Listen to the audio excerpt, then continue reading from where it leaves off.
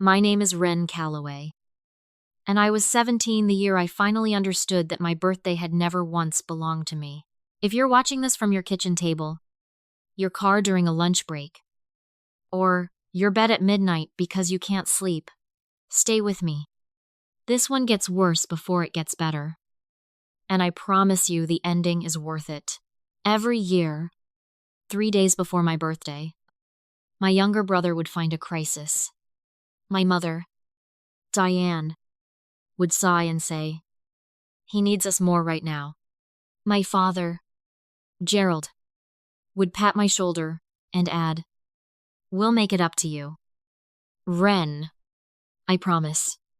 And every year, they chose him. On my 17th birthday, I stopped waiting for them to choose me. I packed a bag and disappeared before sunrise. 14 years later, they showed up at my front door, and when they saw the man standing beside me, both of them went pale, but let me back up, because you need to understand exactly what happened before that door opened. That final birthday was supposed to be different.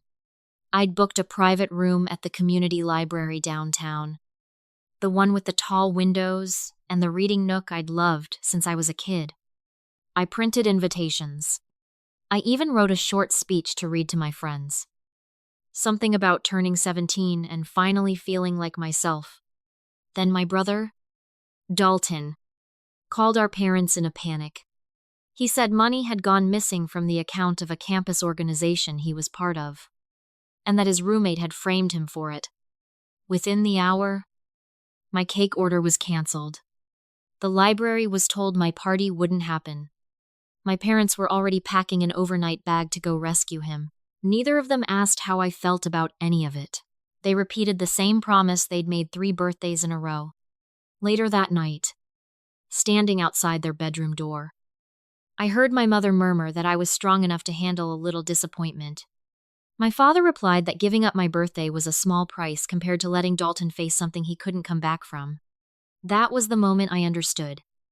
My maturity wasn't a compliment. It was the excuse they used to justify neglecting me. I walked to the family computer, opened a folder I was never supposed to touch, and copied everything onto a flash drive. Then I packed one bag and left before the sun came up. Before I tell you what was in that folder, and why the man beside me 14 years later made my parents freeze in the doorway, tell me where you're watching from tonight. Drop your city in the comments. I want to see how far this story travels. Because I think a lot of you know exactly what it feels like to be the strong one in a family that mistakes your strength for permission. Now, back to Dalton. He was 20 at the time, and he had turned crisis creation into an art form. My mother called him sensitive. My father called him ambitious. Privately, I just called him exhausting. His emergencies always seemed to land the second attention drifted away from him. On my 14th birthday, he claimed a professor was targeting him unfairly. So my parents spent the evening drafting a formal complaint instead of coming to my dinner. On my 15th, he said his girlfriend had vanished after a fight. She was at her sister's apartment the entire time and had told him exactly where she'd gone. On my 16th, he exaggerated a minor allergic reaction into an emergency room visit. And my parents left my birthday dinner mid-meal to sit beside him. By 17, I didn't wonder if something would happen anymore. I only wondered what the story would be this time. That year, Dalton was treasurer of a campus outreach organization that raised money for underprivileged students.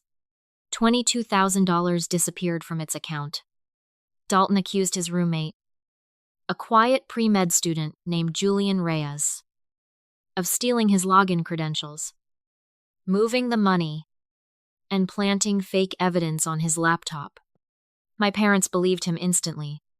Nobody asked why the transfers had gone into a trading app registered under Dalton's own email address. All they heard was that their son might be expelled. And they went into full damage control mode. The document I found was a letter my father had drafted to send to the university. It accused Julian of fraud and deliberate sabotage. My father wrote that our family had reviewed clear technical evidence, even though none of us had the first idea how to read a server log. Attached were screenshots Dalton had supplied, one showing the missing funds, another showing a message supposedly sent by Julian. But the last attachment was the one that mattered. It was an email Dalton had sent my father 2 days earlier. He'd written that he just needed enough doubt cast on Julian to buy himself time, and that once the market recovered, he could quietly replace what he'd lost. My father's reply, sitting right underneath it, said times, "Delete this. We'll talk by phone." Dalton had gambled charity money on risky trades, lost most of it, and blamed an innocent roommate before the organization's review was even finished. My father knew the truth and chose to help bury it anyway. My birthday wasn't canceled because my brother needed comfort. It was canceled because my parents were helping him cover his tracks. I copied every email, every screenshot, and the draft letter onto that flash drive. Then, on a hunch, I opened our family's shared financial folder and found something even worse. The college fund my grandmother had helped set up for me, the one I'd been told was untouchable, was almost empty. More than $31,000 had been quietly withdrawn to cover Dalton's tuition gap, a car repair, and a private consultant hired after his last disciplinary hearing. My parents hadn't just canceled another birthday for him. They'd spent my entire future to clean up his mess. I left a note on the kitchen counter. 4 words times, I know where it went. Then I walked to the bus station with the cash I'd saved from 2 years of shelving books at the library, turned my phone off, and rode 6 hours to my grandmother's small house outside Asheville. When she opened the door and saw my bag, she didn't ask if I was okay. She asked, "What did they do this time?" I handed her the flash drive. My grandmother, Opal, read every single file without saying a word. When she reached the withdrawals from my college fund money she herself had helped contribute, she took off her glasses and set them down very slowly. That night she called a lawyer. The next morning, she filed for temporary guardianship and informed my parents that any communication with me would now go through her attorney. Their response arrived within hours. They didn't ask if I was safe. They demanded the return of stolen family property, meaning the flash drive. Opal looked at the message, then looked at me. "They're more afraid of what you know than worried about where you slept last night," she said. "Remember that." I enrolled in a new school under Opal's address, worked weekends at the little used bookstore she ran downtown, and kept 3 separate backup copies of everything, hidden in 3 different places. Dalton's emergency had cost me my birthday. Leaving home cost my parents their ability to control the story. Within 2 weeks, they'd already built a version of events where they were the loving, confused, wronged parties. Relatives were told I'd become unstable out of jealousy toward my brother. Family friends heard I had misunderstood some private paperwork. My old school counselor was told my grandmother had manipulated me into running away. In the story spreading through our hometown, Dalton was the victim of a false accusation, and I was the resentful daughter who picked the worst possible moment to punish everyone. Nobody mentioned the missing donations. Nobody mentioned my college fund. Nobody mentioned the email where Dalton admitted, in writing, that he needed time to replace what he'd stolen. Julian was suspended while the university investigated.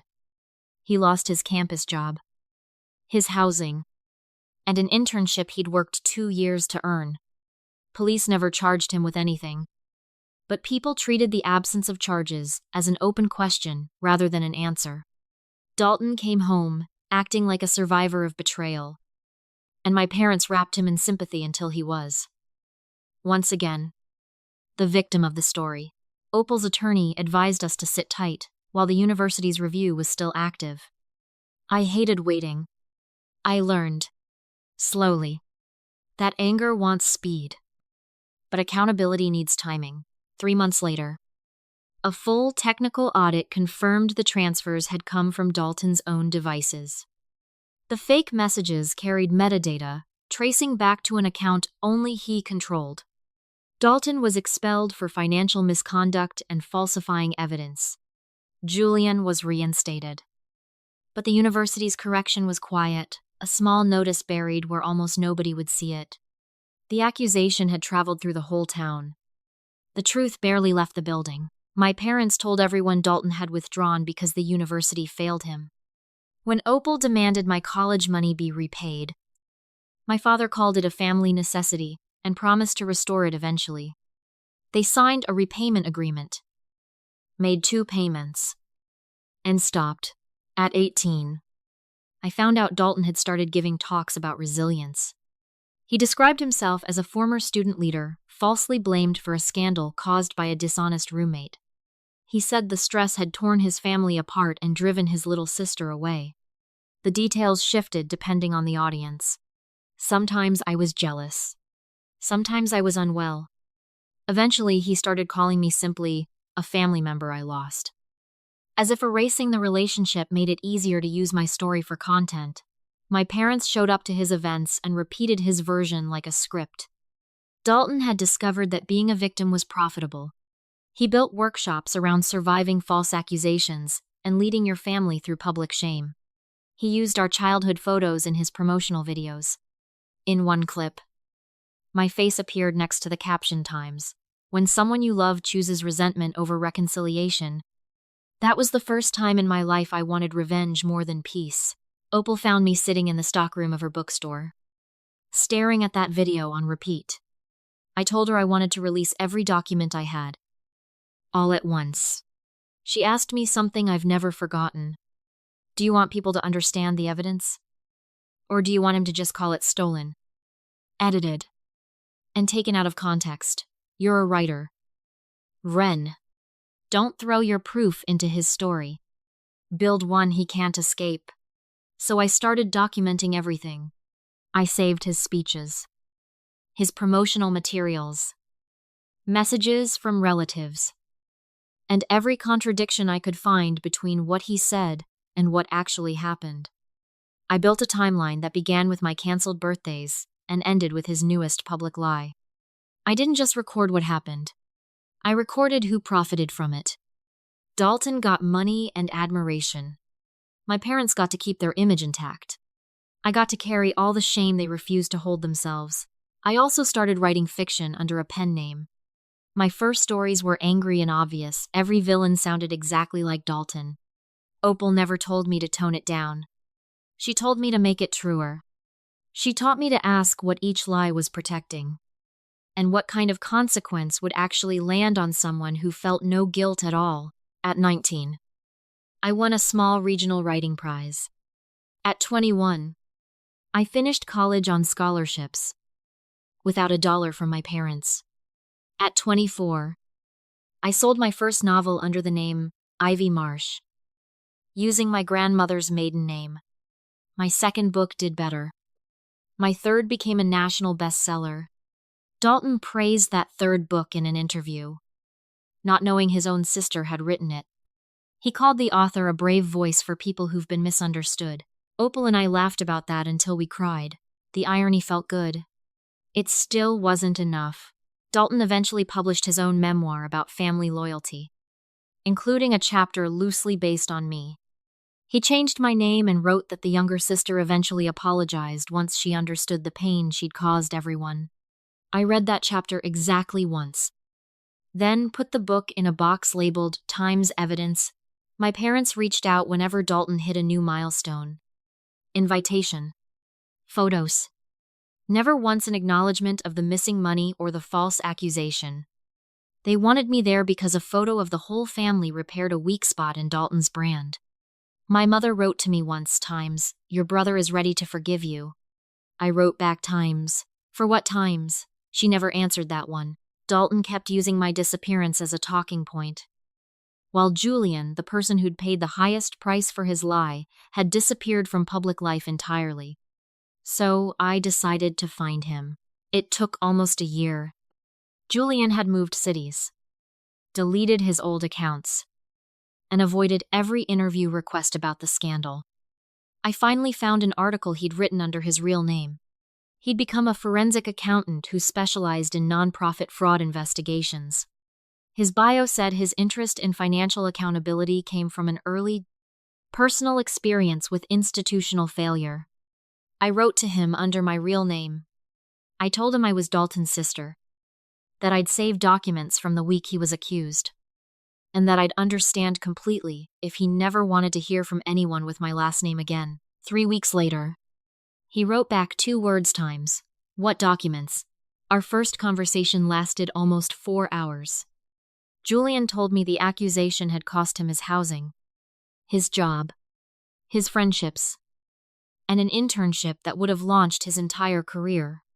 Even after the university cleared him, his name still came up attached to the word theft in search results. His parents had spent money they didn't have on legal help. His younger sister had been questioned at her own school because someone recognized their family name. I sent him the email where Dalton admitted he needed time to fix the account. Julian called me back within minutes. He'd never seen it. The university knew the transfers traced to Dalton's devices. But that email proved intent. And it proved my father understood the truth before he ever sent that accusation letter. Julian had evidence too. Server logs tying Dalton to the fake messages. A recording of my father, made years earlier, warning him to accept a quiet resolution or risk having his name tied to fraud for the rest of his life. By then, Dalton's little workshop circuit had grown into something much bigger, the Sutherland Family Trust Foundation, a national nonprofit built around themes of trust, accountability, and family reconciliation. My mother ran outreach. My father managed donor relationships. Dalton was the face of it all. They had built a multi-million-dollar organization on a lie that destroyed Julian's early career and stole 7 years of my life. The foundation used my childhood photo in fundraising decks. Dalton told donors my disappearance was the reason he'd dedicated his life to helping broken families. He claimed he'd spent years quietly searching for me, despite never once sending me a direct message. My mother told interviewers she'd kept my old bedroom exactly as I left it, waiting. In reality, it had become Dalton's home office within 6 months of me walking out the door. Julian and I started organizing everything together. He understood financial systems. I understood language. And exactly how Dalton twisted small details to manipulate a room. Together, we found a pattern that went far beyond one bad decision at 20. Donor money was funding luxury travel logged as outreach. The foundation was buying thousands of copies of Dalton's own books to inflate his sales rankings. Large consulting fees were flowing to companies owned by his friends. Employees who raised questions were quietly let go and pressured into signing restrictive agreements on their way out. Suspicion wasn't going to be enough. We needed original records and people willing to go on record. I remembered what Opal told me years earlier times, build a story he can't escape. So I spent 2 years writing what my publisher initially believed was fiction, a novel about a family that manufactured emergencies to protect one favored child at the expense of another. Underneath the fictional structure, I organized our real history, piece by piece.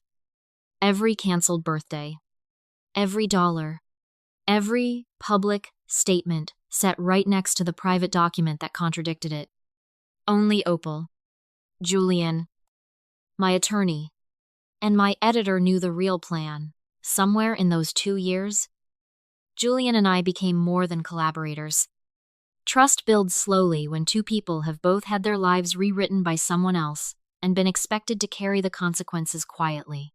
He remembered how I took my coffee. I learned he thought best while walking. He sat with me when Opal's health started declining. I sat beside him during his father's surgery. We understood each other in a way that didn't need much explaining. Julian proposed at the downtown library, the same one where my 17th birthday party had been canceled. He set the ring beside a copy of my first novel and said, "You gave me back the part of my story they tried to erase. I want to build the rest of it with you."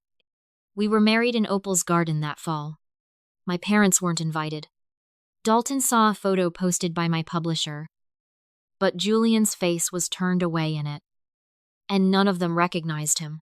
Not long after, Dalton announced the foundation's biggest campaign yet, the empty chair project, inspired loosely by a novel he'd clearly never realized was about him.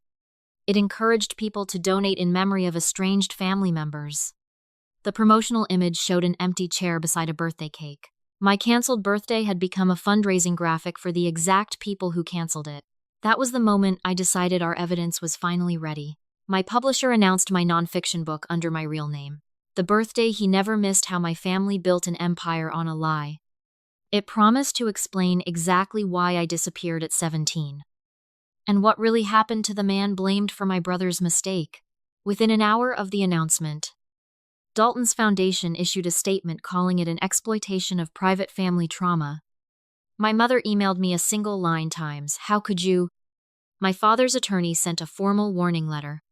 Dalton posted a tearful video saying he loved me and hoped I'd choose healing over revenge. It got millions of views. The next morning, my parents told me they were coming to my house. They believed, even then, that they could talk me out of publishing. They had no idea who would be standing next to me when I opened that door. They arrived 11 minutes early, unusual for people who spent my whole childhood making me wait. My father carried a leather folder. My mother wore the same sorrowful expression I'd seen in Dalton's videos. They brought no birthday gift. 14 years late, and no sign they'd come to actually repair anything. Julian stood beside me in the hallway. We'd talked about keeping him out of sight until they explained why they'd come.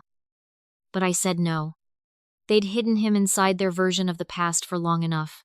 When I opened the door, my mother said my name like she was starting a reunion she'd rehearsed in the car. Then Julian stepped into view. Her expression fell apart. My father's grip tightened on the folder. "What is he doing here? He lives here," I said. "Julian is my husband." Neither of them spoke for a long moment. They'd come prepared to guilt or frighten their daughter.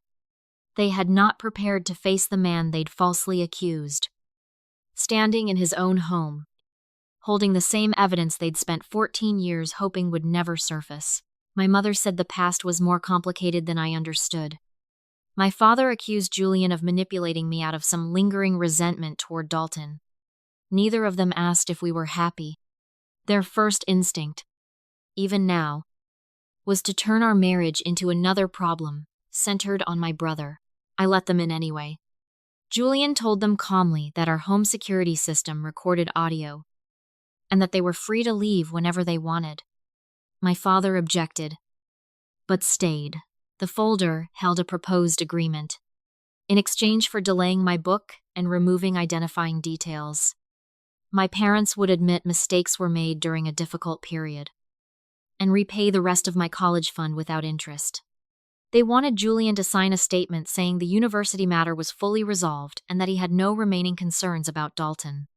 The agreement carefully avoided the words fraud, false accusation, fabricated evidence, and defamation. They were offering me money they already owed. In exchange for my silence, I asked why they'd stopped making repayments years ago. My father said Dalton's recovery had required significant resources. I asked why the foundation had used my childhood photos without permission. My mother said the campaign honored what we all went through. When I kept pressing, she finally said it plainly. "Because you left us. You don't get to disappear and then control how the rest of us survived it." That sentence told me everything I needed to know. They genuinely believed my absence had stolen ownership of my own story from them. Julian opened a second folder, Dalton's email, the server logs, the repayment agreement, foundation records, transcripts of my parents calling me unstable in interviews. On top, he placed my father's original letter accusing him of theft. "When you wrote this," Julian asked my father, "did you already know Dalton had moved the money himself?" My father said the facts had been uncertain at the time. "That's not what I asked." My mother accused us of setting up an ambush. I reminded her they were the ones who'd walked into my home carrying a silence agreement. Their ambush had simply failed. Then my father said the thing that ended any chance of privacy. Even if Dalton made a mistake, exposing him now destroys innocent employees and families who depend on that foundation. I asked if those employees knew donor money had been used to buy Dalton's own books and pay companies owned by his friends. His face changed. My mother looked at him and realized, in real time, exactly how much we'd already found. I told them the book would publish on schedule. Julian would appear in an accompanying documentary.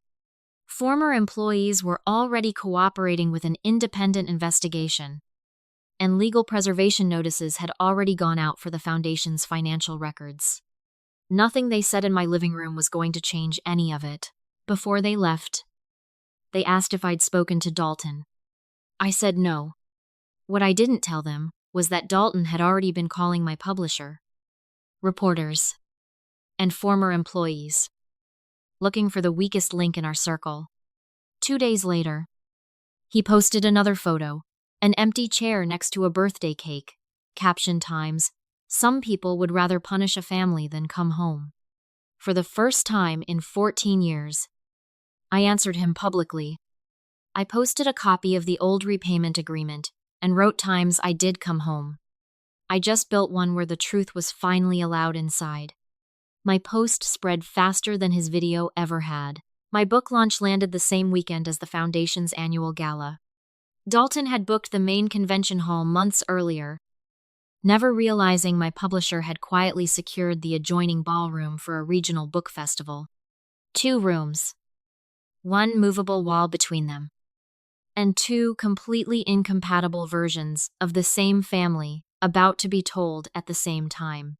In the days leading up to both events, Dalton went on every podcast that would have him, describing me as talented but wounded and influenced by people chasing revenge.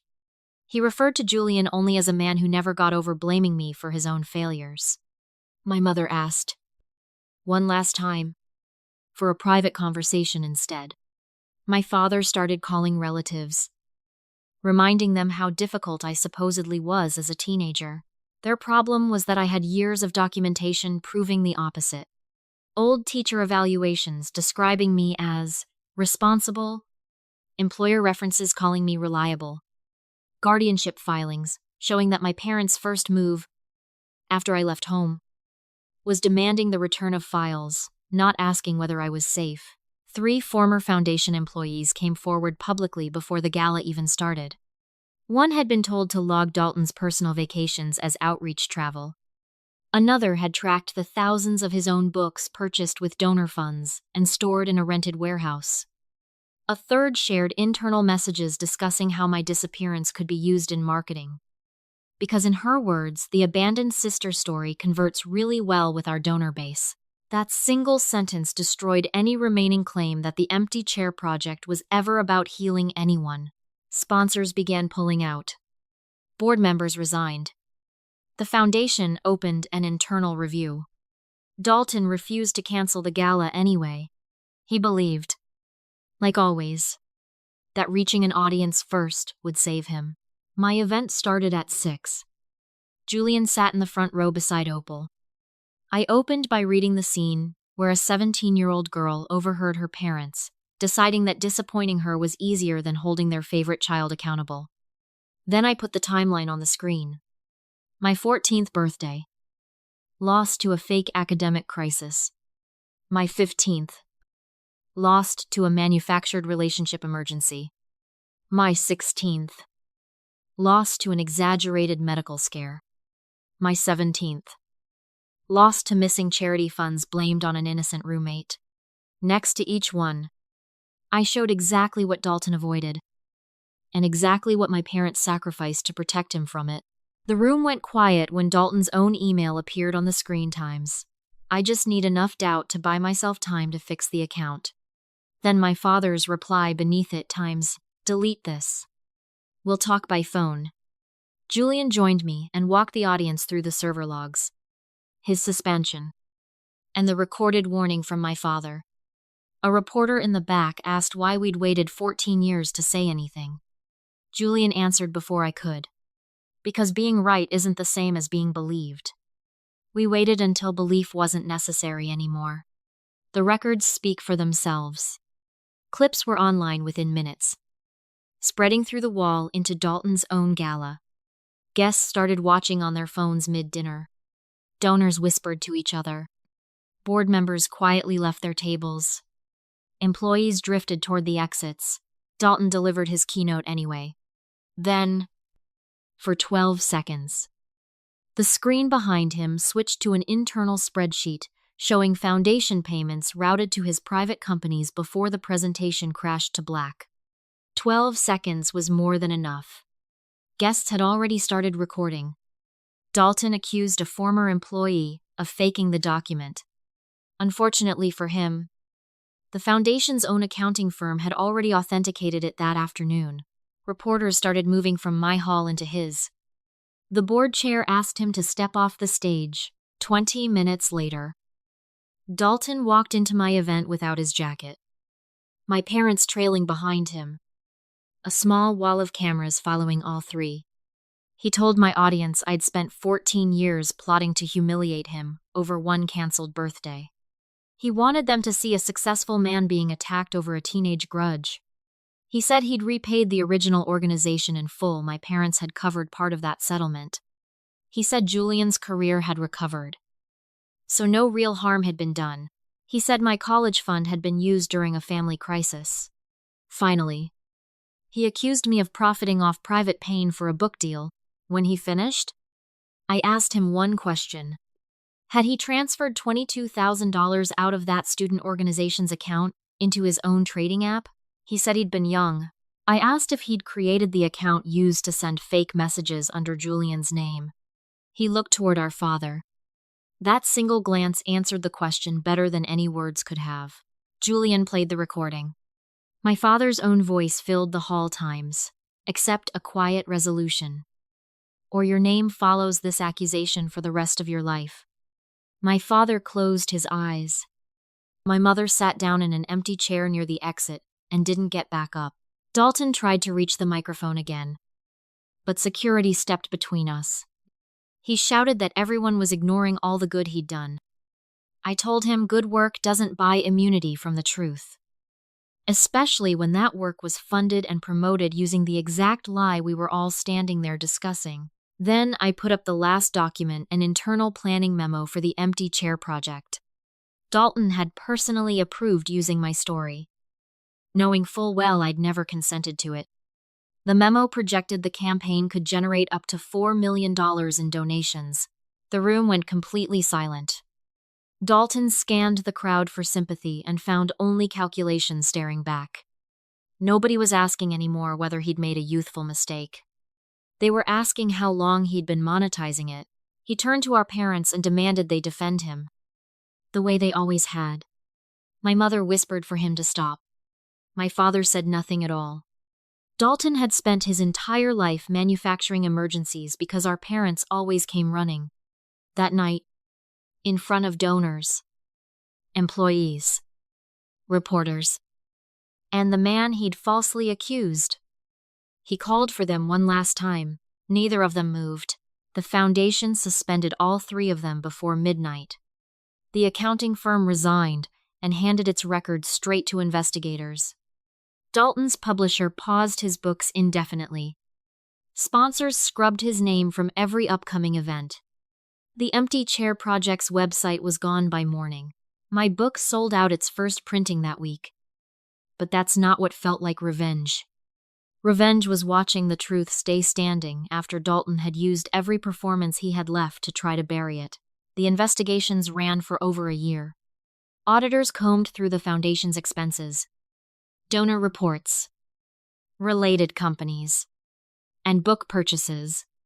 Not everything they found was illegal, and I refused to exaggerate anything I'd spent too long fighting other people's lies to start telling my own now. But what they confirmed was more than enough. The foundation had misclassified personal expenses, hidden contractor conflicts of interest, and used restricted donations for unauthorized purposes. Dalton had personally approved misleading donor language. My father had signed reports containing information he had every reason to know was false. My mother had authorized using my image and personal history after being explicitly warned that I hadn't consented. The board removed my entire family from leadership and shut down the Empty Chair Project for good. What remained of the foundation continued under new Hepping. Independent leadership. Protecting the employees who'd done nothing wrong. Returning unused donations. And building real protections for future whistleblowers. Dalton's career collapsed. His speaking agency dropped him. His publisher canceled a planned second memoir about honesty. His name now shows up online next to gala footage instead of motivational quotes. The university finally issued a formal acknowledgement that Julian had been falsely accused, and that its original correction had never been adequate. Dalton settled civil claims with the original student organization and several former employees. Accepted responsibility for financial reporting violations, and was barred from leading a nonprofit for a set number of years. He never went to prison, but his real addiction was never money. It was admiration, losing the stage, the title, and the ability to present himself as some kind of moral guide hurt him far more than any courtroom could have. My parents paid a heavy price too. They'd mortgaged their house to fund Dalton's ventures and personally guaranteed some of the foundation's obligations. Legal fees and settlements forced them to sell the home where every one of my birthdays had been canceled. My old bedroom, listed for sale, was described simply as flexible bonus space. They moved into a small 2-bedroom condo across town. Old friends stopped calling. Some people reached out to apologize to me. Others insisted they'd always suspected something was off. I didn't accept anyone's rewritten history without proof to back it up. My college fund was finally repaid. With interest. More than a decade late. I didn't need the money by then. But accepting it mattered anyway. It forced my parents to admit, in writing, that what they'd always called a family decision had actually just been a debt. My mother sent a long letter eventually. She admitted she'd prioritized Dalton, used my image without permission, and publicly called me unstable when the truth was inconvenient. She wrote that she'd confused protecting her son with protecting him from ever facing consequences. My father's letter was shorter. He admitted he'd doubted Dalton's story before he ever sent that accusation against Julian. And sent it anyway. We met once. In a mediator's office. They told me Dalton had always seemed fragile, while I had always seemed like I needed less. I told them independence isn't proof that someone needs less love. Sometimes it's just proof that asking stopped working a long time ago. They wanted occasional dinners and a slow rebuild of the relationship. I told them accountability doesn't automatically buy access. Their apologies, their repayment, their cooperation with investigators, those were obligations they owed me. Not tickets back into my life. Whatever came next would depend entirely on their actions. Not another promise. Dalton reached out to me exactly once. You got everything you wanted. He wrote. I wrote back times, no. I wanted one birthday where you didn't invent an emergency. This is just what happens when nobody ever stops you. He never replied. Julian and I started a small fund in Opal's name to support people who'd been falsely blamed after reporting financial misconduct at their own jobs or organizations. Applicants never have to make their stories public to get help. Support doesn't require a performance. Opal came to our very first award ceremony, carrying the same flash drive I'd handed her at 17. When I thanked her for believing me back then, she corrected me gently. I didn't believe you just because you're my granddaughter. I believed you because you brought me the truth. And I respected you enough to actually look at it. On my 31st birthday, Julian booked the same library room where my party had been canceled 14 years earlier. Opal came, along with our closest friends, my editor, Julian's family, and a few people our fund had quietly helped along the way. A small cake sat next to a stack of blank notebooks. Before I blew out the candles, Julian asked if any part of me still worried someone might show up and turn the night into another emergency. I looked around the room at people who understood something my own parents never had, that real love doesn't require one person to disappear so someone else can be the center of attention. No, I told him, because nobody in this room would ever reward it. My parents sent a card that year. No requests. No promises to make it up to me later. Just times. Happy birthday. Ren. We're sorry we ever taught you your happiness was negotiable. I kept the card. I didn't mistake it for repair. Some relationships can be rebuilt. Others only become honest once they've lost the power to hurt you anymore. 14 years earlier. My parents helped my brother sacrifice an innocent stranger because they believed a stranger was easier to lose than their favorite child. When they finally stood in my doorway and saw Julian beside me, they understood.